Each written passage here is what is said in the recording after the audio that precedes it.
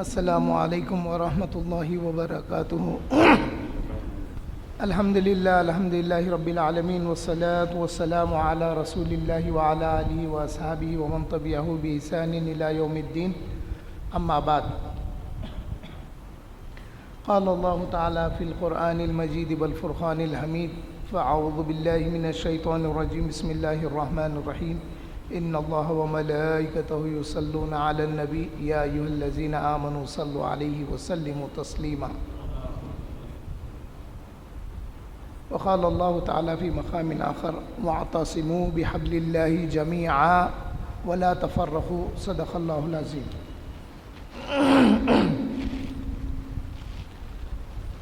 حاضرین و سامعین، اللہ جل شانہ فرماتے ہیں وَاعْتَصِمُوا بِحَبْلِ اللَّهِ جَمِيعًا، اور اللہ کی رسی کو مضبوطی سے تھامو، وَلَا تَفَرَّقُوا، اور اس میں پھوٹ مت پیدا کرو۔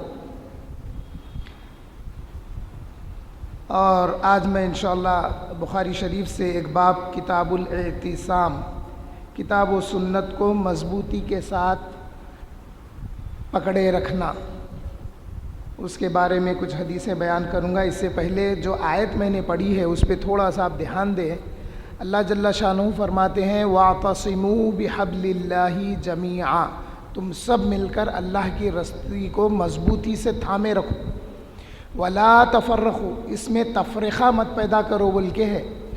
تو معلوم یہ ہوا اللہ کی رسی کو مضبوطی سے تھامنا اللہ کا حکم ہے، اور اس کو تھامنے والے اہل سنت والجماعت ہیں۔ اب اہل سنت والجماعت سے جو اختلاف کرے وہ کٹتے گئے، فرقے بنتے گئے، جبکہ اللہ کا حکم تھا کہ مضبوطی سے تھامے رکھو۔ تو یہ جتنے باطل فرقے ہیں یہ اہل سنت سے کٹے، یہ لوگ اللہ کی نافرمانی کرے۔ جیسے اہل سنت والجماعت کا عقیدہ ہے کہ علم غیب کا جاننے والا اللہ ہی ہے، اور اللہ کا علم غیب ذاتی ہے۔ اللہ جن نبیوں کو چن لیتا ہے ان کو علم غیب عطا کرتا ہے۔ تو اب یہ جو باطل فرقے ہیں نبی کے علم غیب پہ اعتراض کرے، ان کو قبول نہیں کیے، بلکہ وہ لوگ ہمارے سے کٹ گئے، تو وہ اپنا ایک فرقہ بن گیا، ان کی ایک پہچان ہو گئی۔ اسی طرح سے وسیلہ ہے، شفاعت ہے، حضور کی عظمتوں کا انکار کرے وہ ہمارے سے کٹ گئے، اللہ کے حکم کی نافرمانی بھی کرے، رسول اللہ صلی اللہ علیہ وسلم کی نافرمانی بھی کرے۔ اب یہاں پہ یہ جو باب امام بخاری نے باندھا ہے کتاب الاعتصامی باب دیے، اس کے نیچے پھر جو ہے کتاب الاعتصام یہ کتاب کا عنوان دیے، پھر نیچے باب کیا دیے، الاعتصامی بالکتابی والسنہ، کتاب و سنت کو مضبوطی کے ساتھ تھامے رکھنے کا حکم کیا ہے، وہ اس کے تحت حدیثیں آئیں گی۔ حضرت عمر رضی اللہ تعالیٰ عنہ فرماتے ہیں جب کہ مسلمانوں نے حضرت ابوبکر صدیق رضی اللہ تعالیٰ عنہ کی بیعت کر لی، وہ ابوبکر سے پہلے رسول اللہ صلی اللہ علیہ وسلم کے منبر پر بیٹھے اور شہادتیں پڑھی، یعنی حضرت ابوبکر رضی اللہ عنہ رسول اللہ صلی اللہ علیہ وسلم کے منبر پر بیٹھے اور شہادتین پڑھی، یعنی اللہ کی شہادت بھی پڑھے اور رسول اللہ کے رسول ہونے کا اقرار بھی کرے۔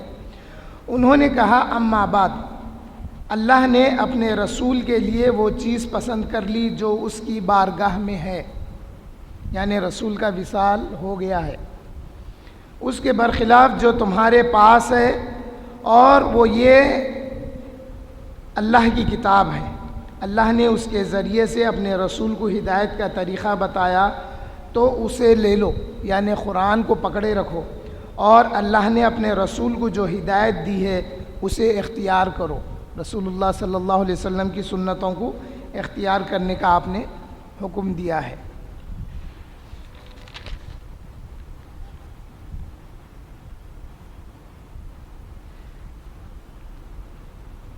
حضرت عبداللہ بن عمر رضی اللہ تعالیٰ عنہ نے عبد الملک بن مروان کی بیعت کرتے وقت یہ لکھا، میں تیری بات سننے اور ماننے کا اقرار کرتا ہوں، جبکہ یعنی وقت کا خلیفہ یا قاضی کوئی بھی ہو اس کی بات کو سننے اور ماننے کا اقرار کرتے ہیں، مگر کنڈیشن کی بات کی، کس حد تک؟ جب کہ وہ اللہ کی سنت اور اس کے رسول کی سنت کے مطابق ہو، بقدر استطاعت، میری استطاعت کے مطابق۔ اور ابن عون نے کہا 3 باتیں ہیں جن کو اپنے لیے اور اپنے بھائیوں کے لیے پسند کرتا ہوں۔ وہ 3 باتیں کون سی ہے؟ ان میں کی ایک یہ ہے کہ یہ سنت ہے کہ لوگ سیکھیں اور اس کے بارے میں لوگ سوال کریں، یعنی سنت کے متعلق لوگ معلومات حاصل کرنے کے لیے علماء سے پوچھیں، اور قرآن تاکہ لوگ اسے سمجھیں اور اس کے بارے میں پوچھیں اور لوگوں کو چھوڑ دیں، یعنی لوگ جو قرآن کے خلاف کہتے ہیں چاہے وہ وقت کا بادشاہ کیوں نہ ہو، اس کی بات کو چھوڑ دیں۔ پکڑے کیا؟ قرآن کی بات کو پکڑیں، قرآن کے حکم کو چھوڑیں، قرآن کے حکم کو مانیں اور قرآن کے حکم کو سنیں۔ حضرت ابو ہریرہ رضی اللہ تعالیٰ عنہ نے نبی صلی اللہ علیہ وسلم سے روایت کرتے ہیں کہ فرمایا، جب تک میں تم کو چھوڑے رہا ہوں مجھ سے سوال نہ کرو، یعنی جب میں خاموش ہوں تو مجھ سے سوال مت کرو۔ تم سے پہلے والوں کو ان کے سوال اور اپنے انبیاء پر اختلاف ہی نے ہلاک کر دیا ہے۔ سوال کرے، سوال کرنے کے بعد نبی ان کو جواب دیے اور یہ اگر عمل نہیں کر سکے تو پھر اس میں بربادی ہے۔ جب میں تم کو کسی چیز سے منع کروں، رسول اللہ فرماتے ہیں جب میں تم کو کسی چیز سے منع کروں تو اس سے بچو، اور جب کسی چیز کا حکم دوں تو بقدر استطاعت اس کو کر لو۔ یہ حکم رسول اللہ صلی اللہ علیہ وسلم نے دیا ہے، اس کو سنیے، غور کریے۔ رسول اللہ صلی اللہ علیہ وسلم نے فرمایا جب میں تم کو کسی چیز سے منع کروں تو اس سے بچ جاؤ، اس سے بچے رہو، اور جب کسی چیز کا حکم کروں تو بقدر استطاعت اس کو کرو۔ یہ اللہ کے رسول کا حکم ہے۔ اسی کے ساتھ اللہ کا بھی حکم ہے۔ اللہ تعالیٰ فرماتے ہیں ما آتاکم الرسول فخذوہ، ما آتاکم الرسول فخذوہ۔ اللہ تعالیٰ فرماتے ہیں جو کچھ رسول اللہ صلی اللہ علیہ وسلم تم کو حکم دے اس کو اختیار کرو، وما نہاکم عنہ فانتہوا، اور جس بات سے منع کریں اس سے باز رہو۔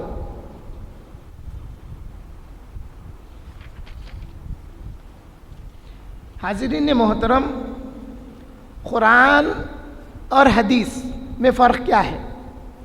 قرآن اللہ کا کلام ہے اور حدیث رسول اللہ صلی اللہ علیہ وسلم کا قول مبارک، فعل مبارک اور حکم مبارک، یہ حدیث شریف کی تعریف میں آتا ہے۔ مگر ایک بات یہ ہے کہ قرآن ہو کر، یعنی اللہ کا کلام ہو کر اللہ کے رسول کی اطاعت کا حکم دے رہا۔ اللہ تعالیٰ فرماتے ہیں ما آتاکم الرسول فخذوہ، رسول اللہ جو کہے اسے اختیار کرو۔ اب یہاں پہ ایک بات کیا ہے، نہ قرآن حدیث سے جدا ہے نہ حدیث قرآن سے جدا ہے۔ یہ رسول اللہ صلی اللہ علیہ وسلم کا احسان ہے ہم پر کہ رسول نے بتا دیا کہ یہ میری حدیث ہے، حالانکہ وہ قرآن کا حکم ہے، حالانکہ وہ قرآن کا حکم ہے۔ اس لیے اللہ تعالیٰ فرماتے ہیں وما ينطق عن الهوى، اے لوگوں سنو، یہ میرا محبوب، یہ میرا پیارا اپنی مرضی سے کچھ نہیں کہتا۔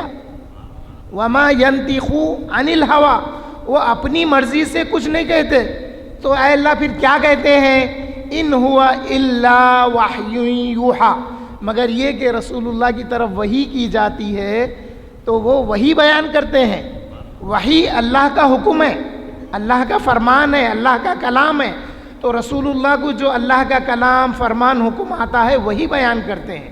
تو یہاں پہ ایک بات کو یہ سمجھنا کہ نہ قرآن حدیث سے کم ہے نہ حدیث قرآن سے کم ہے، دونوں کا مرتبہ اپنی جگہ اعلیٰ ہے۔